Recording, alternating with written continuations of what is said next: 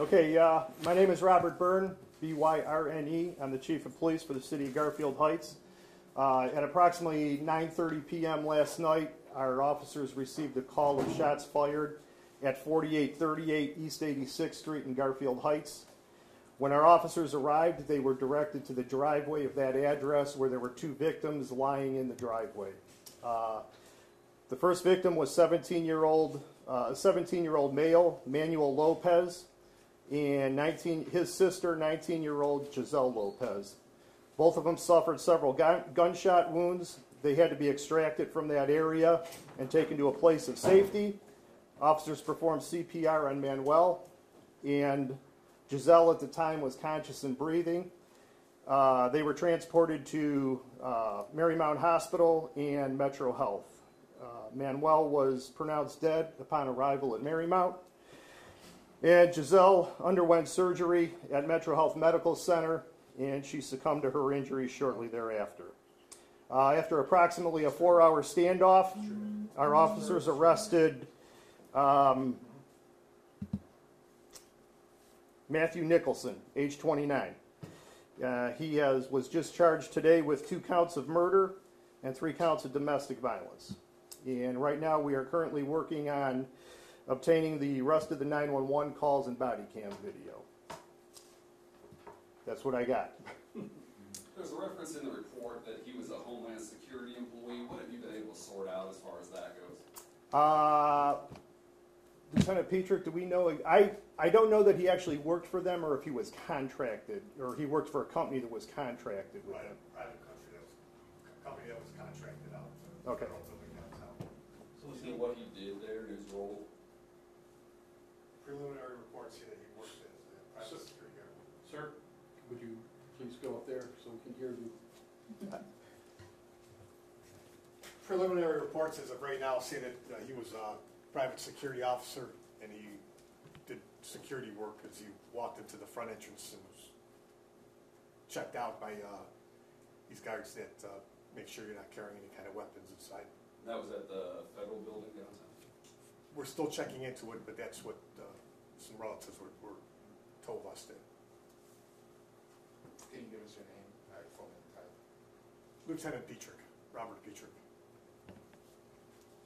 And can you talk about the condition of the mother's minor injuries? How is she now? Yeah, she had, this started off as a domestic dispute, and she had some minor injuries, some swelling to an arm, I believe, and maybe a slight facial injury. But I believe she is being released from the hospital today. Is there any indication of what led it from a domestic dispute to the shooting of the teenagers? You know, other than the fact that my understanding is that the young man attempted to intervene during this domestic dispute, and apparently one thing just led to another, and he produced a handgun, and all 3 were trying to exit the house when that happened, and it's my understanding that that's when he fired on him. Neighbors paint a picture of, at best, a rocky relationship between them. Is that what you're hearing, and have there been any interaction with you and this couple in the past? The only reports that we have at that address deal with neighbor complaints and noise issues. We don't have any domestic issues at that residence, at least reported to us. Well, what kind of neighbor complaints? I think it stems mainly with loud music, loud noise. My understanding is Mr. Nicholson was a race car enthusiast and would work out in his garage, and I believe he disturbed at least one neighbor, and it kind of became a neighbor dispute between the two. So is it right that the shootings happened as they were kind of rushing out, trying to get out the door? Was he just shooting indiscriminately then, not targeting? My understanding is as they were exiting or in the driveway, and if you look, I mean it's a very small, narrow area that these folks were going into. I'm going to say 2 feet at the most, because you got the house and you had a parked car. So my thought is that perhaps as they were trying to exit the house is when they were probably shot, or right outside the door, because it was just hard to maneuver around that area. Just to confirm, all 4 of the people involved lived in that house? That's correct.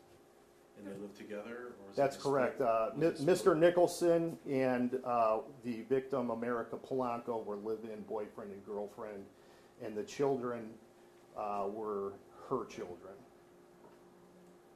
He is not the father, correct? No, sir. There were reports that witnesses said that he was going to fire on officers. What happened during the period of him being taken into custody? Was there any? Well, like I said, this was like a 4-hour standoff, so I believe that there may have been that type of talk.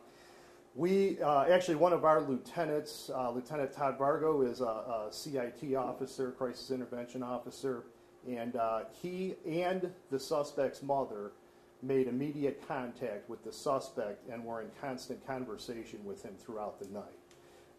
So I don't know specifically, that detailed of a conversation over 4 hours, but I can tell you that ultimately he came out peacefully. There were no shots fired during the standoff after the original call.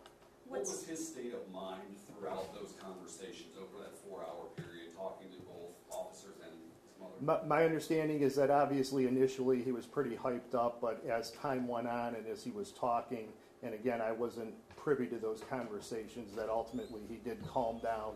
And, I will give some credit to his family. His mom in particular stayed on the phone with him and, just pretty much asked him to come out as we asked her, have him come out with his hands visible so that there were no other issues. And ultimately that's what happened. Did the mother of the two that were killed tell you what was happening? Anything you can tell us, like what escalated this? Was he? So according to the police report, she received, Mrs. Polanco received a text from a former boyfriend, and that's apparently what started off this domestic dispute. And I don't know the details of the text, but that's what we're being told. Do we know how long this relationship has lasted between mom and I don't have that information, no. Does he have a record of domestic abuse? No, sir. What kind of firearms were recovered from the home? Do we know about? I don't have that information. A handgun. We recovered one handgun. There's an assault rifle mentioned in the report. That wasn't recovered. Okay. It was mentioned at the scene, but that it was not recovered. So the only gun in the home, as far as you guys were able to tell, was just the weapon he used to shoot? That's correct.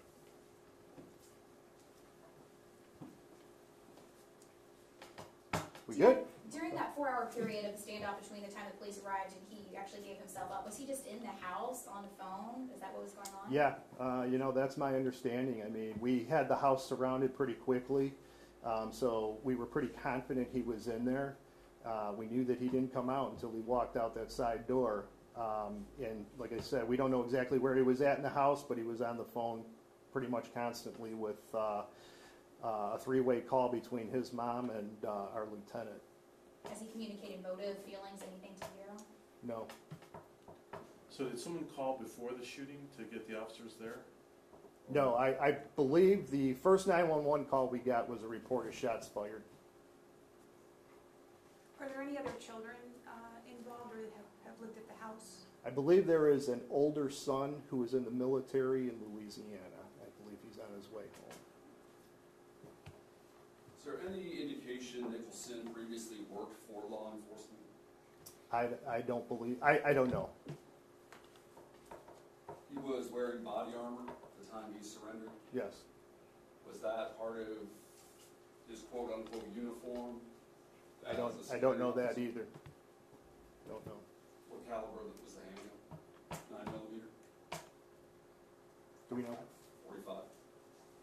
Would that have been his weapon he would have